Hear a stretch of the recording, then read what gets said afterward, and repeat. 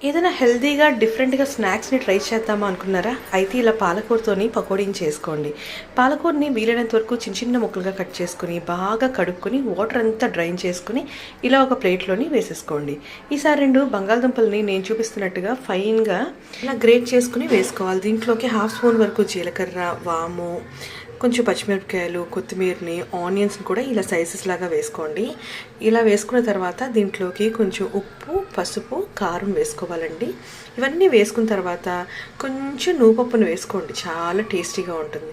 ఒక పావు కప్పు వరకు శనగపిండి, 2 స్పూన్ల వరకు బియ్యం పిండిని వేసుకుని గట్టిగా పిసుక్కుంటూ వాటర్ యాడ్ చేయక్కర్లేదండి. కావాలంటే 1-2 డ్రాప్స్ వేసుకొని ఇలా డీప్ ఫ్రై చేసుకోండి పకోడీలాగా. చాలా అంటే చాలా టేస్టీగా ఉంటాయండి.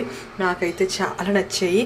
తప్పకుండా ట్రై చేసి కమెంట్ చేయండి. డీటెయిల్డ్ వీడియో కోసం కింద లింక్ ఇస్తాను, ఇంకొకసారి చూసేయండి. Thank you for watching. We are home chef.